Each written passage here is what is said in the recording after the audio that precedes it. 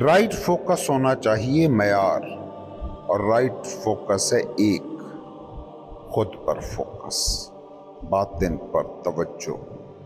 اگر توجہ باطن پر ہوگی تو غلط تم سے ہو ہی نہ سکے گا، اور اگر دوسرے پر فوکس ہے، توجہ دوسرے پر ہے، تو تمہارا ہر ایکشن بدی ہے۔ نہ تم دوسرے کو دکھ دے سکتے ہو، نہ ہی سکھ دے سکتے ہو۔ تم دوسرے کو دکھ دیتے ہو تو یہ دوسرے پر ہے کہ وہ تم سے دکھ لے یا نہ لے۔ کوئی کسی کو دکھ زبردستی دے نہیں سکتا، دوسرے پر زبردستی چلتی ہی نہیں ہے۔ تم کسی صوفی کو گالی دو، گالی دینا تمہارے بس میں ہے، مگر تم اس سے اس کو دکھ بھی دے لو گے، اس بھول میں کبھی نہ رہنا۔ تم نے تو دیا مگر اگلے نے لیا ہی نہیں، تم نے تو دکھ ہی دیا، اس نے نہیں لیا۔ اس بات کو سمجھو، جب تم کسی کو گالی دیتے ہو اسے دکھ پہنچانے کے لیے، تو وہ گالی کو لے یا نہ لے یہ مکمل طور پر اس پر منحصر ہے، لیکن تم خود دکھی تو ضرور ہوگے، کیونکہ گالی کو پیدا کرنے کے لیے تمہیں خود اپنے اندر بھی وہ زہر اتارنا پڑے گا۔ اس بات کو سمجھو، ضروری نہیں تمہارا گناہ دوسرے کو دکھ ہی دے۔ ہاں یہ اور بات ہے کہ تم لوگوں نے وہ دنیا بنا لی ہے، وہ دکھی دنیا کہ ہر کوئی دکھ لینے کو تیار ہے، مگر اس دکھ کو دینے کی وجہ تم نہیں ہو، کیونکہ دوسرے یہ دکھ لینے کو تیار ہے۔ تم نہ بھی دیتے تو وہ کہیں اور سے لے لیتے۔ تم اپنی اس دنیا کو غور سے دیکھو، لوگ دکھ لینے کو بے چین پھر رہے ہیں، جو بھی کر رہے ہیں اس سے دکھ پا رہے ہیں۔ بے روزگاری دکھ ہے تو روزگار اس سے بڑا دکھ بن گیا ہے۔ سنگل ہونا دکھ ہے تو شادی اس سے بڑا دکھ۔ غربت کبھی دکھ تھی تو اب دولت اس سے بھی بڑا دکھ بن کے سامنے کھڑی ہے۔ گناہ کا یہ غلط تصور تم بنا بیٹھے ہو کہ دوسرے کو دکھ دینا گناہ ہے۔ تمہارے عمل کا دوسرے کے دکھ سے نہ سکھ سے کوئی تعلق نہیں۔ گناہ کا تعلق تمہارے دکھ سے ہے، نیکی کا تعلق تمہارے سکھ سے ہے۔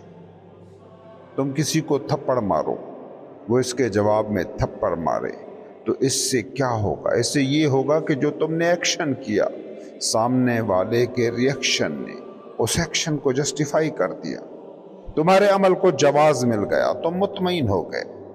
لیکن فرض کرو تم نے کسی کو تھپڑ مارا اور وہ تمہیں کوئی بھی جواب دیے بنا چل پڑا، الٹا شکریہ کہہ کے نکل گیا، تو اب تمہارا ایکشن بنے گا گناہ۔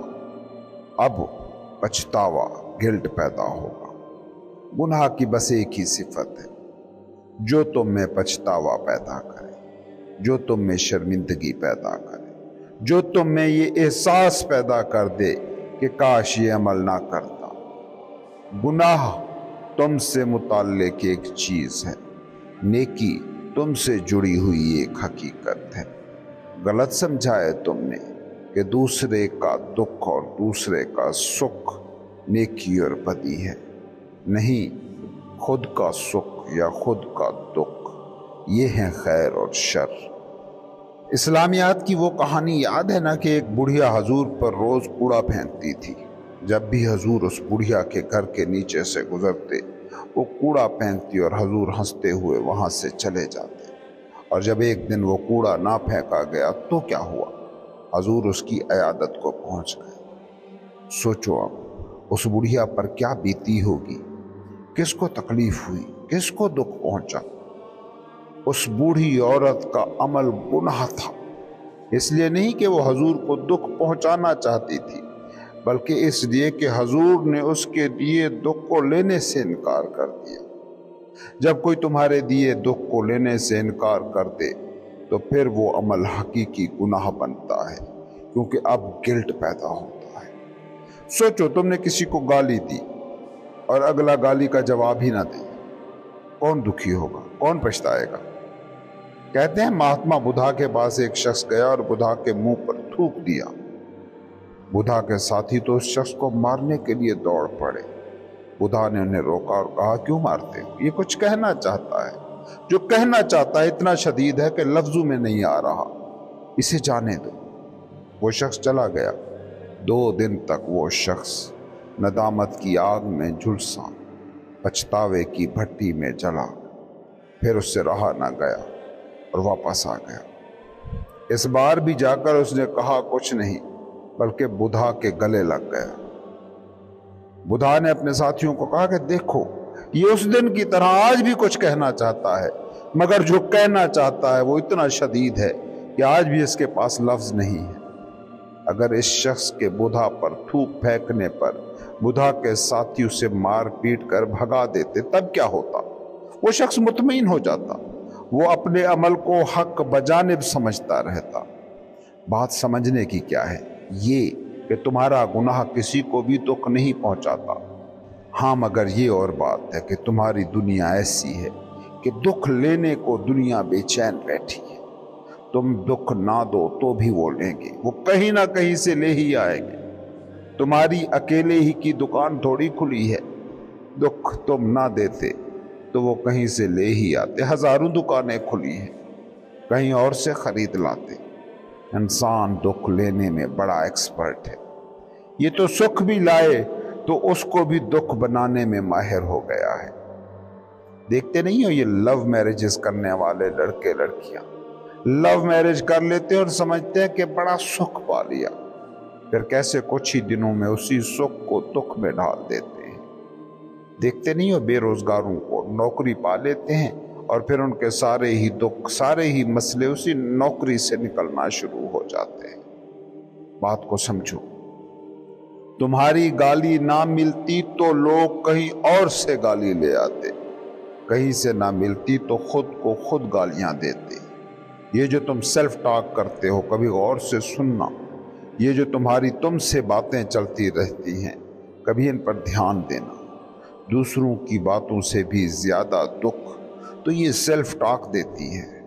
मैं ये नहीं कर सकता, मैं वो नहीं कर सकता, मैं खूबसूरत नहीं हूँ, मैं ज़हीन नहीं हूँ, मैं लोगों से बात करने की तमीज़ नहीं रखता, उस शख्स से मुझे नफरत है।